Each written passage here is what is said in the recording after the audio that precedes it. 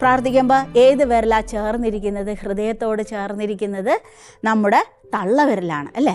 അപ്പോൾ ഈ തള്ളവിരൽ കാണുമ്പോഴൊക്കെ നമ്മൾ പ്രാർത്ഥിക്കണം, എൻ്റെ ഈശോയെ എൻ്റെ ഹൃദയത്തോട് ചേർന്നിരിക്കുന്ന ആളുകൾ ആരൊക്കെയാണ്? പപ്പയും അമ്മയും ചേച്ചിയും ചേട്ടനും കൂട്ടുകാരൊക്കെയാണ്. അപ്പോൾ അവരെയൊക്കെ പേര് പറഞ്ഞ് പ്രാർത്ഥിക്കണം. പപ്പയ്ക്ക് വേണ്ടി പ്രാർത്ഥിക്കണം, അമ്മയ്ക്ക് സ്പെഷ്യലായി പ്രാർത്ഥിക്കണം, അനിയനും അനിയത്തിക്കും ഇങ്ങനെ ചേർത്ത് ഈ വിരൽ കാണുമ്പോൾ പ്രിയപ്പെട്ടവർക്ക് വേണ്ടി പ്രാർത്ഥിക്കണം. ചെയ്യില്ലേ? ഓക്കെ. ഇനി രണ്ടാമത്, ഇങ്ങനെ നമ്മളോട് ചൂണ്ടി സംസാരിക്കുന്നവരാരാ? ശരിയാകണം, ശരിയായില്ലെങ്കിൽ ശരിയാവില്ല, ഇങ്ങനെയാകണം എന്നൊക്കെ പറഞ്ഞു തരുന്നത് മിക്കവാറും ടീച്ചേഴ്സൊക്കെയാണ്, നമ്മളെ പഠിപ്പിക്കുന്നവരാണ്. അപ്പോൾ ഈ വിരൽ കാണുമ്പോൾ നമ്മളെ ശിക്ഷണത്തിലൂടെയാകാം, സ്നേഹത്തിലൂടെയാകാം, ഉപദേശത്തിലൂടെയാകാം, ഇങ്ങനെയൊക്കെ നമ്മളെ പഠിപ്പിച്ച് നമ്മൾ ഇന്നായിരിക്കുന്ന അവസ്ഥയിലെത്തിച്ച ഗുരുക്കന്മാർക്ക് വേണ്ടി പ്രാർത്ഥിക്കണം. ഓക്കെ, രണ്ട്. അപ്പോൾ ഇതാരാ? പപ്പയ്ക്കും അമ്മയ്ക്കും.